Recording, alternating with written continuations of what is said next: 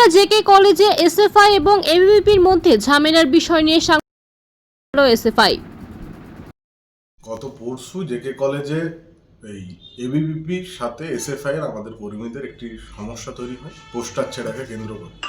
এই এবিভিপি বারংবার গণতন্ত্রের প্রতি যে আঘাত আনছে এবং একই রকমভাবে তারা একটি এই মিডিয়ার মাধ্যমে একটি মিথ্যে তথ্য বাজারে রটিয়ে দেওয়ার চেষ্টা করছে, তারই বিরুদ্ধে এবং আমরা যে দেশবিরোধী কিছু কথা বলিনি সেইটার জন্য আজকে আমরা প্রেস মিট ডেকেছি। মূলত উদ্দেশ্য কি, মানে কি বলেছে তারা? এবিভিপি আমাদের কাছে যে মিডিয়ার যা ভিডিও সেটা থেকে আমরা দেখতে পাচ্ছি যে এবিভিপি বলেছে যে আমরা দেশবিরোধী কিছু কথা বলছি।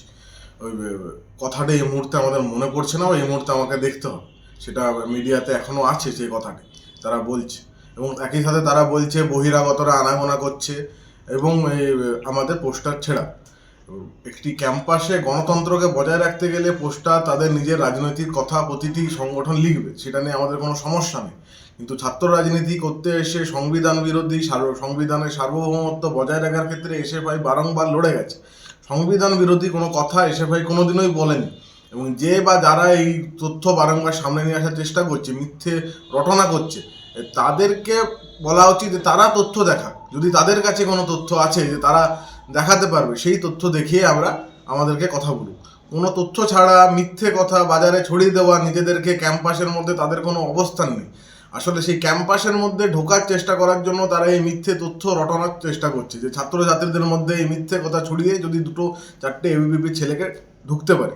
কারণ যতগুলি ছেলে সেই দিন কলেজে গিয়েছিল তারা কেউ কলেজের ছাত্র না, বেশিরভাগই কলেজের বাইরে, কেউ স্কুলে পড়ে, কেউ পড়াশোনার থেকে অনেক দূরে আছে।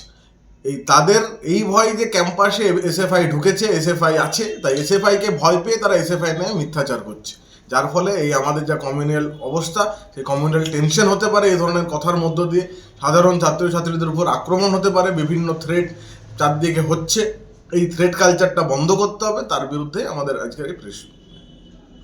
মূলত কি বিষয়টা কি, মানে কিসের জন্য আপনাদেরকে এইরকম ভাবে মানে অন্যায়? পোস্টার লাগিয়েছিলাম কিছু।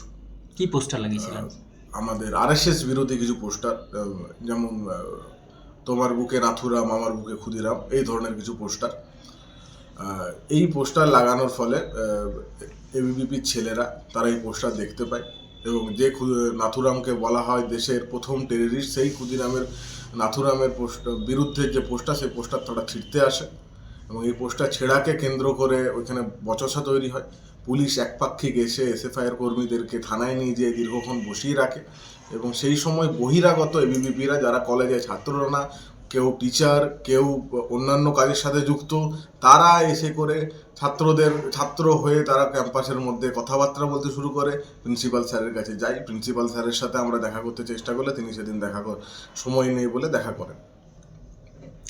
বিষয়টা নিয়ে কি বলবেন?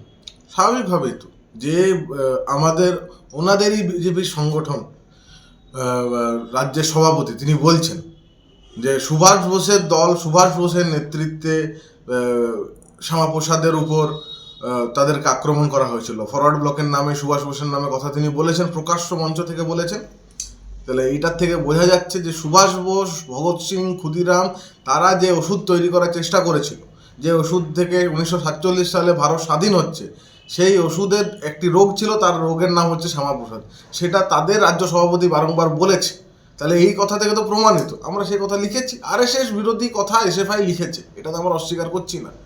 যারা দেশের স্বাধীনতাতে যাদের কোনো শহীদ নেই, যারা ইংরেজদের হয়ে কাজ করেছে, তাদের ইতিহাসে ইংরেজদের হয়ে কাজ করার ইতিহাস, যেখানে দেশের স্বাধীনতা সংগ্রামে তাদের কোনো অংশগ্রহণ নেই, সেই স্বাধীনতা সংগ্রামে যাদের অংশগ্রহণ নেই তাদের বিরুদ্ধে আমরা লিখেছি।